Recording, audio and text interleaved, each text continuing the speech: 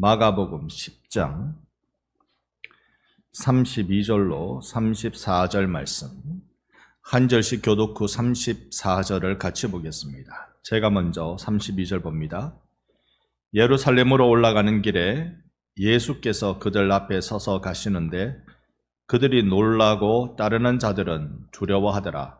이에 다시 12 제자를 데리시고 자기가 당할 일을 말씀하여 이르시되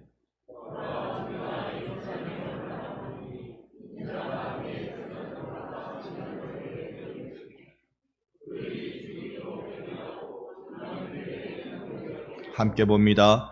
그들은 능욕하며 침뱉으며 채찍질하고 죽일 것이나 그는 3일 만에 살아나리라 하시니라. 아멘. 할렐루야. 아멘. 우리 좌우로 서로 얼굴 보며 환하게 인사합니다. 사랑합니다. 존경합니다. 최근에 감기가 많이 극성이라지요. 올 감기 제법 독하다. 그래서 독감이라는데요. 여러분 감기 조심하시고요. 감기 조심하는 제일 좋은 비결은 우리 지난 코로나 시절 때 철저하게 배웠습니다. 제일 좋은 비결은 뭐였습니까? 마스크였습니다. 여러분 마스크 쓰시는 거 감기 걸리신 분은 반드시 쓰시고 감기 걸린 사람 옆에 계신 분도 쓰시고 마스크 쓰는 거 절대 이상하게 여기지 마시고요. 철저하게 우리 관리하시는 거 필요하겠습니다. 지난 추수감사절 때 우리 오후 예배 때요 함께 감사의 시간, 은혜의 시간을 같이 가졌습니다. 그 감동이 아직도 남아 있는데요. 성탄절을 앞두고 있습니다. 성탄절 때는 21일 주일 오후 예배 때 또 우리 성탄 축하의 시간을 가지려고 합니다. 발표 시간을 가지려고 합니다. 21일, 12월 21일 주일 오후라는 것 각 기간별로 또 기억해 주시면 감사하겠습니다. 오늘 우리 다시 마가복음으로 돌아옵니다. 성례주일에서 마가복음으로 다시 돌아오게 된 것은 이 본문 말씀이 마가복음 안에서 가장 긴장감이 높은 말씀이기 때문에 그렇습니다. 예수님께서 말씀하시기를 예루살렘 올라가는 길로 표현해 주고 있는데요. 여러분 예루살렘으로 올라간다 몇 번 말씀드렸습니다만 예루살렘이 그렇게 높은 위치에 있는 도시는 아니랍니다. 물론 당연히 좀 높은 곳이긴 합니다만 시온산이라든지 뭐 이렇게 말하는 그것이 제일 높은 산이 되지 못한답니다. 그런데 예루살렘으로 올라간다라고 이야기하는 것은 서울 사람들이 지방에 가는 사람 모든 사람을 두고 지방에 내려간다. 서울로 올라간다. 우리의 남쪽에 있다 보니까 북쪽으로 가니까 올라간다 싶은 생각이 듭니다만 서울 사람이 의정부로 가도 내려간다라고 표현을 한답니다. 그러니까 중요한 지역으로는 올라간다. 예루살렘으로 올라간다. 그렇게 표현하는구나 생각해 봅니다. 여러분, 서울을 올라가는 겁니까? 진주를 올라가는 겁니까? 진주에 살고 계신 여러분, 서울을 올라가는 겁니까? 진주를 올라가는 겁니까? 이렇게 자존심이 약해서야. 다시 한번요. 서울을 올라가는 겁니까? 진주를 올라가는 겁니까? 진주를 올라가는 거지요. 진주를 올라가는 겁니다. 서울에서 진주로 올라와야지 우리가 서울로 내려가고. 네. 예루살렘으로 올라간다는 건 그 수도를 향해 간다는 거죠. 예수님이 저 갈릴리에서 내려오고 계시는 중인데도 예루살렘으로 올라간다라는 표현을 그렇게 한 것입니다. 그런데 이것은 그냥 여행의 길이 아니라 바로 운명의 길이고 십자가를 향한 길이라는 것을 우리는 알고 있습니다. 예수님은 이 길에 뒤에 서서 가시는 분이 아니라 오늘 본문 말씀을 통해서 보면 앞서 가시는 분이십니다. 고난과 죽음이 기다리고 있다는 사실을 예수님이 아셨기에 그러기에 오히려 제자들을 이끄시고 앞서 가시는 분이십니다. 제자들은 두려워하고 놀라워하는 일이 있게 됩니다. 그들은 왜 놀랐을까? 예수님이 앞서 가신다는데 왜 두려워했을까? 그러면 우리는 어떤 태도를 가져야 될까? 한 3가지로 오늘 말씀을 살펴보려고 합니다. 본문 32절의 말씀을 보면 이렇습니다. 예루살렘으로 올라가는 길에 예수께서 그들 앞에 서서 가시는데 그들이 놀라고 따르는 자들은 두려워하더라. 이에 다시 12 제자를 데리시고 자기가 당할 일을 말씀하여 이르시되 예루살렘으로 올라가신다. 이건 그저 올라가시는 것이 아니라 십자가 지러 가신다라는 겁니다. 예수님이 마지막 예루살렘 방문 시기이거든요. 앞서 가신다. 십자가를 져야 되는 줄 아시고 죽음이 준비되어 있다는 걸 직감하시고 그리고 거기에 배신이 있을 것을 아시고 주님은 그 길을 피하지 않고 앞장서서 나가십니다. 단순히 지도자가 앞서간다라는 의미를 넘어섭니다. 우리보다 먼저 고난의 현장 속에 들어가시는 구원자의 모습을 보여주고 계십니다.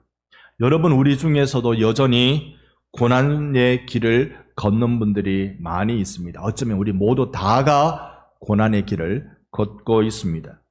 예상하지 못한 질병, 경제적인 어려움, 관계의 파탄, 외로움, 실패, 이루 말로 다 할 수 없는 어려움 속에서 우리는 이 제자들과 같은 두려움을 갖게 될 수도 있습니다.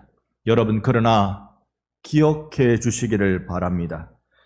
혼자 우리는 그 길을 걷는 것이 아닙니다. 예수님이 이미 앞서 걸어가고 계시는 것입니다. 우리는 그분의 발자국을 따라 걷는 것이지요. 눈 덮인 어느 산길에 있었던 이야기라고 합니다. 1900년대 초에 스위스 알프스 산에서 일어난 일이라고 하는데요. 혹독한 겨울이었는데 아버지와 9살 난 아들이 눈보라를 헤치면서 이 고갯길을 넘어 집으로 돌아가야만 했습니다. 그때 폭설이 한 2m 정도 내렸다고 합니다. 완전히 길이 사라져버린 거죠. 어디가 길인지 모르게 된 것입니다. 아들이 겁에 질려 울기 시작합니다. 아빠, 길이 어딘지도 모르는데 어떻게 가요? 우는 아들 앞에 이 아빠는 말없이 아들을 들쳐 업고는 그리고는 발이 푹푹 빠져 허리까지 다다르는데도 그 눈을 헤치며 힘겹게 한 걸음 한 걸음 걸어가고 있었습니다. 그런데 그렇게 끝까지 갈 수는 없는 노릇이지요.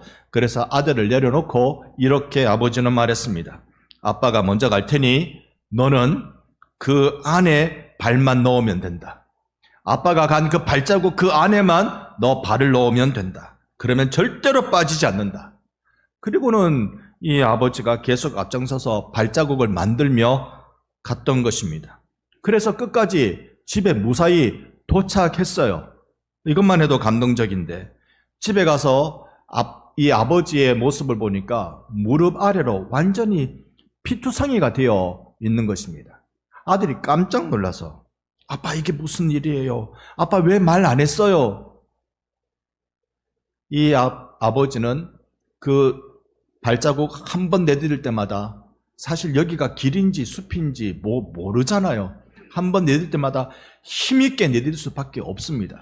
그래서 바위에 부딪히고 날카로운 얼음에 베이고 그렇게 해서 집에까지 걸어온 것입니다.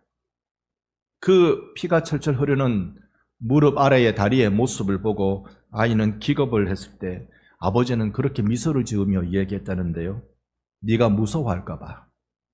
그리고 네가 걱정 안 하고 내 발자국만 믿고 따라오게 하려고 그래서 그랬다. 성도 여러분, 지금 이 순간에도 내 구주 예수께서는 눈보라 치는 저 산 그 한가운데서도 우리를 앞서 걸으시는 분이십니다. 그 주님이 여러분 앞서 계시는 분이십니다. 이 주님을 향한 우리의 신앙의 마음을 함께 붙들기를 원합니다. 예수님이 먼저 앞서 가신 그 걸음이 사실은 죽음의 길이었습니다. 죽음을 향한 걸음이었습니다. 하지만 이 일은 예수님이 8장, 9장, 그리고 오늘 10장에 이르기까지 3번이나 제자들에게 십자가 고난, 순환에 대한 예고를 하셨음에도 불구하고 제자들은 그거 들을 때 무섭다, 두렵다였지. 그리고는 다 잊어버립니다. 그걸 생각하지 못하고 있습니다. 그런데 오늘 본문은 놀라고 두려웠다라고 말합니다. 왜 그랬을까요? 왜 이 놀라움도 함께 있었을까요? 마가복음에서 놀랍다, 놀란다라는 표현이 1장 27절에 한번 등장하는데요. 다 놀라 서로 물어 이르되 이는 어찌미냐? 권위 있는 새 교훈이로다. 더러운 귀신들에게 명한즉 순종하는도다. 이걸 보고 놀랍니다. 나중에 또 4장에 가서도 그 풍랑을 잠잠케 하시는 예수의 기적을 보고 그들이 놀란다는 표현이 등장합니다만, 이들은 진짜 놀란 이유는 이전에는 무서워서 두려워서 이야 내가 말도 못하겠다, 이 고난의 길을 내가 나는 엄두도 못 내, 이런 마음이었겠지만 이 시간에 예루살렘을 향하여 걸어 올라가시는, 먼저 앞장서 가시는 예수를 보고 제자들이 두려워하고 놀란 이유는 진리의 말씀이 그들의 마음속에 찾아오고 예수의 걸어가시는 길이 어떤 길인지 발견하기 시작했다는 것을 보여주는 것이겠죠. 물론 바로 이어서 다음 주에 봅니다만, 바로 이어서 그들은 또 네가 크니 내가 크니 그 짓거리를 하고 있습니다만, 그러나 그들 마음속에 놀랐던 건 진리의 말씀이 귀신도 쫓아내는 생명이신 예수 그리스도가 세상의 어둠을 몰아내는 빛이라는 사실 때문에 그들은 영원히 놀란 것입니다. 여러분, 오늘 우리의 이 예배가, 예배 드리는 중 우리의 영혼이 놀라고 거룩한 두려움에 휩싸이는 은혜가 임하기를 간절한 마음으로 축원합니다. 예수의 십자가 향한 예루살렘의 그 걸음은 구체적인 것이며 또 하나님의 계획이었다는 것을 볼 수 있습니다. 단순히 고난받는다라고 말하는 것을 넘어서 놀랄 정도로 구체적인 것인데요. 로마인의 이 사형 집행 절차를 보면 그렇습니다. 한번 로마의 처형 절차가 이렇습니다. 배신당하고, 그러니까 이 넘겨지고라는 이 성경 표현을 우리가 33절에서 봅니다마는, 이것 죄수를 넘기고 그 다음에 능욕하고 침뱉고 채찍질 당하고 죽임 당하는 것, 이게 로마가 사형수에게 집행하는 그 순서대로의 내용을 보여주고 있는 것입니다. 예수님은 우연히 잡힌 것 아닙니다. 예수님은 하다 보니 그냥 우연히 십자가 지게 되신 것 아닙니다. 예수님은 당신이 예상하지 못한 비극을 경험하신 것이 아닙니다. 되려 그 일 하시기 위해서 우리 가운데 오셨습니다. 예수님의 사형으로 나아가는 이 단어 하나하나는 로마의 사형 집행 절차를 그대로 보여주고 있습니다. 그래서 우리는 오늘 예수님이 내가 당한 일을 사진처럼 미리 보여주고 계신다는 것을 한번 기억해 보십시다. 오늘 말씀은 이렇게 로마의 처형 절차를 따라서 한번 가보려고 합니다. 그런데 그 절차 그대로가 아닌 예수님께서 말씀하신 대로 한번 가보십시다. 34절의 말씀 함께 읽어봅니다. 그들은 능욕하며 침뱉으며 채찍질하고 죽일 것이나 그는 3일 만에 살아나리라 하시니라. 아멘. 아멘. 여기에 단어 하나하나를 한번 살펴보십시다. 능욕한다, 조롱한다는 것입니다. 놀림거리로 만들어버리는 것입니다. 로마 군인들은 사형수, 십자가를 지는 사형수를 향하여 왕처럼 꾸미고 조롱합니다. 유대인의 왕이여 평안하냐? 뺨을 싹 때리면서 그렇게 왕처럼 조롱하는 것입니다. 이건 왕으로 대우한다는 게 아닙니다. 진심이 아닌 웃음거리로 만들어버리는 것을 말합니다. 그리고 침을 뱉는다. 극도의 모욕과 멸시를 표현하는 것입니다. 침뱉으면 유대인이나 로마인이나 모두 저주를 퍼붓는다라는 그런 뜻입니다. 이것 어디 유대인과 로마인 그 민족의 문제겠습니까? 아마 모든 민족 사람들, 사람이라면 타인에게 침을 뱉었다라고 말하는 것은 심각한 모욕을 주기 위함이라는 걸 우리는 알고 있습니다. 너는 사람 취급도 안 해. 너는 사람도 아니야. 라는 뜻이지요. 예수님은 인간 이하의 대접을 받고 계신다는 것을 볼 수 있습니다. 채찍질 당하심. 이 로마의 채찍이라는 것이요, 이 가죽줄에 그 끝에 뼈나 쇠 조각을 이렇게 달아 놓습니다. 그리고는 이걸로 살이 찢겨나가도록 내리칩니다. 여기에 그저 살만 찢겨나가는 그 정도가 아니라 뼈가 훤히 드러날 정도로 그렇게 때린다고 합니다. 의학적으로 이렇게 하면 십자가 지기도 전에 쇼크샤를 하는, 충격으로 죽을 수 있는 그런 일이 된다고 합니다. 예수님의 죽임 당하심은요, 로마가 개발한 십자가 처형, 인류 역사상 가장 잔인하고 치욕적인 사형 방법입니다. 우리가 사형 방법 몇 가지 들은 바, 교수형이라는 거 알고, 총살형이라는 거 알고, 조선시대 때 정말 심각한 죄인은 사지를 찢는 그 사형 방법을 쓰기도 했죠. 그런데 로마가 개발한 이 사형은요, 정말 처참합니다. 중세 때는 이 극심한 이 죄술은 화형을 시켰습니다. 화형은 제일 인간이 고통스러운 거래요. 불타 죽는 것은 정말 견디기 어렵대요. 그래서 사형수에게, 사형수가 있으면 사형수의 친인척이 사형 집행관에게 몰래 이렇게 뇌물을 좀 줍니다. 그러면 사형 집행관은 폭약을 이렇게 가슴에 이렇게 매달아 줍니다. 그러면 이 불타오르면 이 폭약이 터질 거잖아요. 그래서 죽도록. 아니면 화형으로 죽는 건 너무 고통스러우니까 그렇게 폭약이 터져서 죽도록 그렇게 한답니다. 그런데 십자가형은요, 다른 모든 사형의 방법은 그래도 일정 시간만 지나면 사람이 죽습니다. 물에 빠뜨려 죽이건 교수형을 하건 일정 시간만 지나면 죽는데, 십자가는 기록에 의하면 최고 오래 견딘 사람은 일주일까지 십자가에 매달려 있습니다.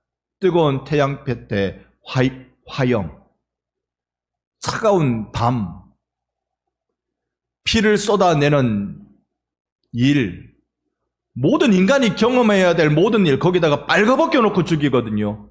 수치감, 이 죽음, 저주받은 자의 죽음이 아닐 수 없습니다. 신명기 21장 23절 말씀에 보면 이렇습니다. 하반절에 보면 나무에 달린 자는 하나님께 저주를 받았습니다. 내 주 예수께서 그렇게 저주받아 죽으셨습니다. 그런데 제가 로마의 처형 절차만이 아니라 예수께서 하신 말씀을 따라서 한번 이걸 살펴보겠다 말씀드렸습니다. 마지막 우리가 읽은 바 33절 끝자락에 보면, 34절 끝자락에 보면 이렇게 예수님 말씀하셨습니다. 한번 따라해 주십시오. 그는 3일 만에 살아나리라. 다시 한번요. 그는 3일 만에 살아나리라. 아멘. 내 주 예수의 마지막 모습은 죽음이 아니라 생명이었습니다. 내 주 예수의 최후의 말씀은 사망이 아니라 부활이었습니다. 우리는 이 예수의 생명 때문에 오늘 우리 이렇게 예배 드릴 수 있게 된 것입니다.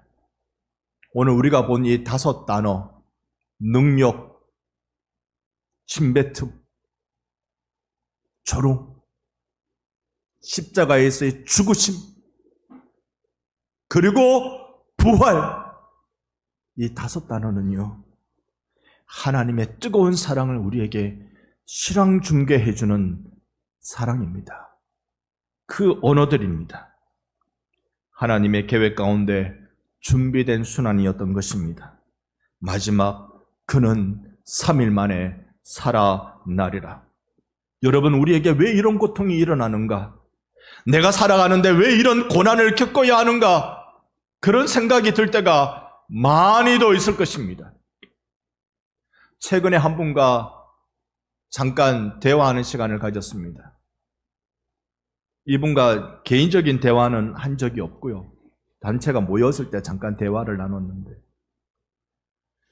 제가 보기에는 60대 초반쯤 보였습니다. 그런데 이분의 이야기가 그래요. 제가요, 43년 동안 누워있는 남편을 병수발했어요. 설마 결혼하자마자 누워있었겠습니까? 최근에야 누워있을 수도 있겠지요. 그런데요, 43년 동안 남편 병수발했어요. 60대 초반으로 보였는데요. 근데 43년 동안이면 결혼하자마자 아팠다는 거 아니겠습니까? 아니면 아픈 줄 알면서도 결혼했다는 거 아니겠습니까? 여러분, 왜 내 인생에 이런 고통이 옵니까? 예수의 고난이 계획된 고난이듯이 우리가, 성도인 우리가 고난당하는 것은 하나님의 섭리의 손 안에 있다는 것을 기억하십시다. 고난의 끝은 반드시 부활입니다. 예수의 고난이 중요했던 이유는 고난이 부활로 이어졌기 때문에 그렇습니다. 기독교 신앙의 중심은 십자가입니다. 그러나 십자가만 있다면 우리는 슬픔, 절망, 그것으로 끝나야 할 것입니다. 십자가에 부활이 더해졌기에 그것은 복음이 승리가 된 것입니다.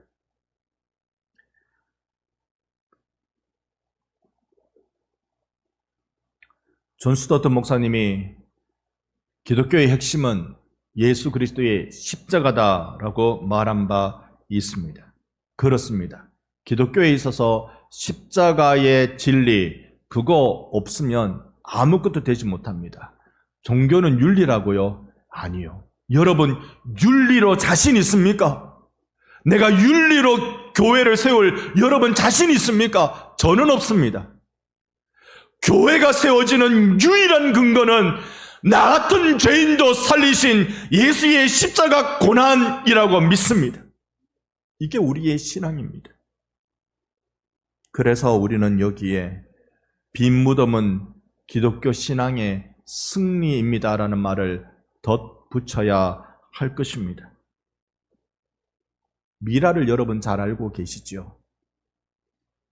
예수님이 말씀하신 그 비유 말입니다. 한 알의 밀알이 땅에 떨어져 어떻게 해야 됩니까? 어찌 됩니까? 한 알의 밀알이 땅에 떨어지면 어찌 됩니까? 죽습니다. 밀알이 땅에 떨어지면 죽어요. 예수께서 십자가 지시면 죽습니다. 십자가를 어깨에 얹는 순간 살아날 방법이 없습니다. 살 길이 없습니다. 죽어요. 우리의 인생, 남들과 다른 고난을 경험하다 보니 죽을 것 같지요? 맞아요. 죽습니다. 죽을 것 같은 마음과 더불어 때로는 그것 때문에 죽습니다. 그런데 여러분, 그 일이 새 생명이 되도록 하시는 분이 하나님의 능력인 줄로 믿습니다. 그 하나님의 능력이 십자가에서 부셔짐과 더불어서 부활의 생명으로 드러나도록 해 주시는 것입니다. 오늘 우리는 성찬에서 떡과 잔을 나눌 것입니다. 여러분, 이 떡과 잔을 나눌 때 우리는 마땅히 예수의 고난을 기억해야 합니다. 하지만 고난만 기억하지 마십시오. 이 떡과 잔을 나에게 주시기 위하여 당신의 살을 찢으시고 당신의 피를 쏟으신 예수의 살과 피의 역사는 나에게 기어이 부활의 승리로 찾아오게 된다. 이 한 가지 사실을 마음에 새겨주십시오. 여러분, 고난 뒤에 부활이 있는 줄 믿습니다. 죽음 뒤에 생명이 있는 줄 믿습니다. 눈물 뒤에 기쁨이 있는 줄 믿습니다. 오늘 우리는 말씀을 통해 우리에게 주신 교훈을 새기고자 합니다. 예수님은 고난의 길을 앞장서서 걸으셨습니다.